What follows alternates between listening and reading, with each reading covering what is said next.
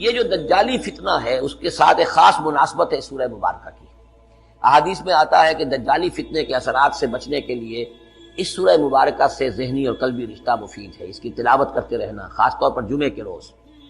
پوری سورہ کہف، ورنہ یہ کہ کم سے کم اس کی ابتدائی اور آخری آیات ان کی بڑی اہمیت ہے. دجالی فتنہ اصل میں کیا ہے سمجھ لیجئے کہ ایک تو ہے دجالی فتنہ بالعموم، دجل کہتے ہیں فریب کو.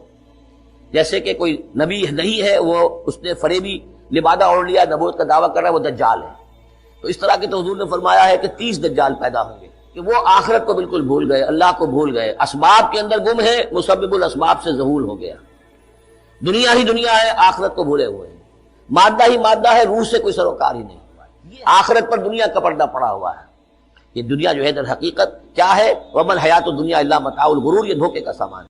اللہ تعالیٰ نے جو انسان پیدا کیے ہیں ان کے مزاج مختلف ہیں.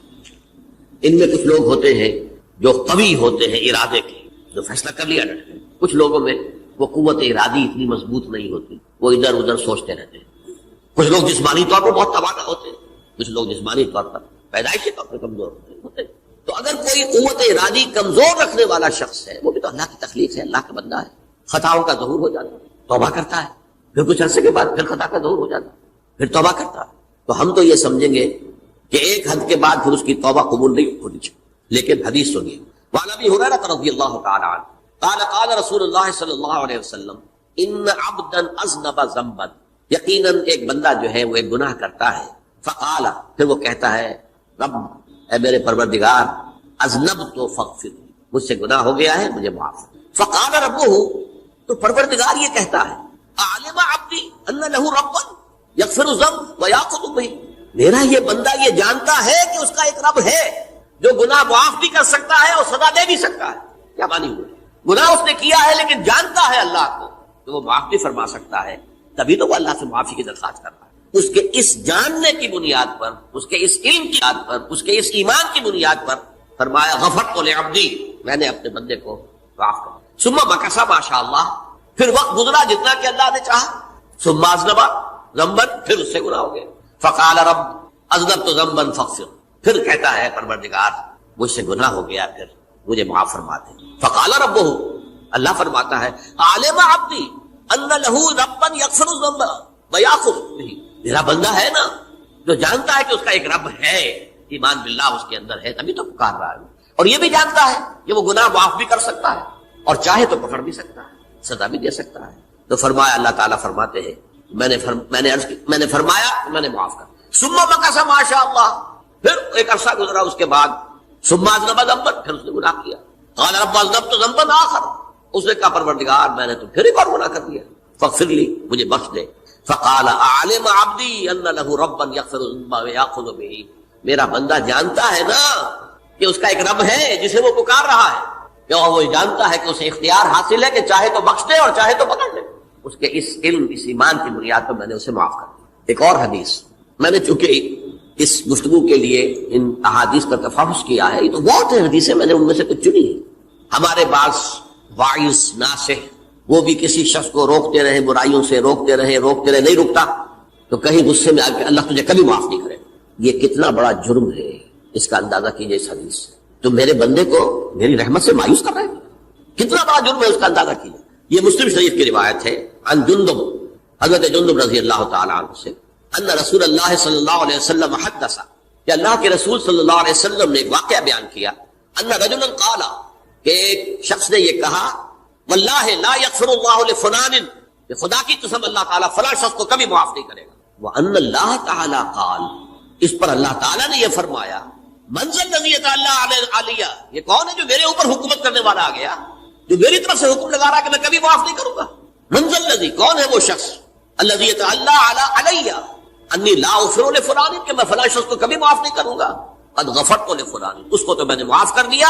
واحبطت عملہ، اس شخص کے تمام اعمال میں نے ضائع کر دیے کہ تم نے میرے بندے کو مایوس کیا. یہ ہے جرم کی کا. تو توبہ کی دعوت دیتے رہو، توبہ کے لیے لوگوں کو آمادہ کرتے رہو، توبہ جو ہے اس کے لیے ترغیب دیتے رہو. اللہ تعالیٰ معاف فرمانے والا. آخری حدیث سنا رہا ہوں، یہ تو بہت ہی عجیب حدیث ہے اور متفق علیہ، یہ بخاری اور مسلم دونوں میں. حضرت ابو سعید الخدری رضی اللہ تعالی عنہ جو ہے اس کے راوی، حضور نے فرمایا کانا فی من کانا قبلکم رجل قتل 99 نفسا، تم سے پہلے جو امت تھی بنی اسرائیل گویا کہ ان کا ذکر ہے، اس میں ایک آدمی ایسا تھا جس نے 99 قتل کیے۔ اب آپ اندازہ کیجئے کتنا بڑا گناہ کبیرہ ہے قتل۔ قرآن مجید میں آتا ہے وَكَأَنَّمَا قَتَلَ النَّاسَ جَمِيعًا، اگر ایک انسان کو بھی ناحق قتل کر دیا گیا تو یہ ایسی ہے گویا کہ اس نے پوری نوع انسانی کو قتل کر دیا، اس نے 99 قتل کیا۔ فَهَلْ لَهُ مِن تَوْبَةٍ، پھر اس کے بعد یہ ہوا کہ اس کے اندر توبہ کا جذبہ پیدا ہوا۔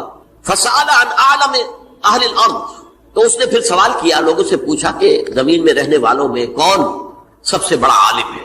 فَدُلَّ عَلَىٰ رَاهِبٍ، اسے بتایا گیا فلاں راہب فلاں جگہ پر ہے، وہ بہت نیک ہے، بڑا عالم ہے۔ فَأَتَاهُ، وہ اس کے پاس آیا، فَقَالَ أَنَّهُ قَتَلَ 99 نَفْسًا فَهَلْ لَهُ مِن تَوْبَةٍ، انہوں نے کہا دیکھیے راہب صاحب میں نے 99 انسان قتل کیے، اب مجھے یہ بتائیے کہ میرے لیے توبہ کا کوئی امکان ہے؟ فقال لا، انہوں نے کہا نہیں۔ فقتلہ، اس نے اس کو بھی قتل کر دیا۔ فکمل بہ 100، اپنی سینچری مکمل کر لی، مطلب 99 کے بعد ایک ہی کسر تھی، اس کو بھی قتل کیا، 100 پورے کر لیا۔ ثم سأل عن عالم اہل الارض، پھر اس نے پوچھا کوئی اور کوئی بڑے عالم انسان ہو۔ فدل علی رجل عالم، پھر اس کی رہنمائی کی گئی ایک بڑے عالم شخص کی طرف۔ فقال انہ قتل 100 نفس، تو اس نے وہاں جا کر کہا کہ میں 100 انسان ہلاک کر چکا ہوں، قتل کر چکا ہوں۔ فہل لہ من توبہ، میرے لیے توبہ کا کوئی امکان ہے؟ فقال نعم، کیوں نہیں، 100 قتل کیے تب بھی کیا ہے، توبہ کا راستہ دروازہ کھلا ہوا، معلوم یغرر، جب تک کہ وہ گھنگرو نہیں بج رہا اس وقت تک تمہارے توبہ کا دروازہ کھلا ہوا ہے۔ فرمایا نعم، ومن یحول بینہ وبین التوبہ، تمہاری توبہ کے درمیان اور تمہارے درمیان کون حائل ہو سکتا ہے، توبہ کا دروازہ کھلا ہے۔ لیکن ساتھ ہی کہا انطلق الی ارض کذا و کذا، اب تم ایسے کرو جہاں تم رہتے ہو وہاں نہ جاؤ واپس، وہاں کا ماحول اچھا نہیں ہے، معاشرہ اچھا نہیں ہے، ہو سکتا ہے کہ تم توبہ پر قائم نہ رہ سکو، تم فلاں جگہ چلے جاؤ، وہاں اچھے لوگ آباد ہیں، ان میں جا کے رہو۔ فإن بها اناس يعبدون الله تعالی، وہاں ایسے لوگ آباد ہیں جو اللہ کی بندگی کرتے ہیں۔ فاعبد اللہ معهم، تو تم ان کے ساتھ مل کر اللہ کی بندگی اور پرستش کرو۔ ولا ترجع الى ارضک، اپنی زمین کی طرف اپنے وطن میں واپس لوٹ جاؤ۔ فإنها ارض سوء، وہ بری جگہ ہے۔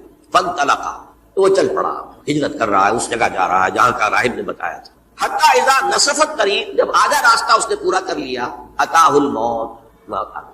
فاختصمت فیہ ملائکۃ الرحمت و ملائکۃ العذاب، اب وہ جہنم کے فرشتے بھی آ گئے اس کی جان قبض کرنے کو، اور جنت کے بھی آ گئے۔ فقالت ملائکۃ الرحمہ، رحمت والے جو فرشتے ہیں جنت والے، انہوں نے کہا جا تائبا مقبلا بقلبہ للہ تعالی، یہ شخص توبہ کر کے اللہ تعالیٰ کی طرف ہجرت کر رہا تھا، اس لیے اس کی نیت کی بنیاد پر اب یہ جنتی ہے، لہذا اس کی روح ہم قبض۔ وقالت الملائکۃ العذاب، اور وہ جو عذاب والے فرشتے ہیں وہ کہیں گے انہ لم یعمل خیرا قط، تو نے توبہ کے بعد کوئی نیک عمل تو کیا ہی نہیں، تو کس بنیاد پر اس کو تم جنت میں لے جاؤ گے، اس کو تو دوزخ میں جانا چاہیے۔ فاتاہ ملک فی صورت الآدمی، تو ان کے پاس اللہ نے ایک اور فرشتے کو بھیج دیا آدمی انسانی شکل کے اندر۔ فجعلوہ بینہم، ان فرشتوں نے کہا بھائی ہمارا فیصلہ کرا دو، اس کی روح ہم لینا چاہتے ہیں یا ہم لینا چاہتے ہیں، انہیں حکم بنا لیا۔ فقال قیسوا ما بین الارضین فإلی ایتہما کان اقرب، کہ تم فاصلہ ناپ لو جہاں سے وہ چلا ہے اور جہاں جا رہا تھا، اور یہاں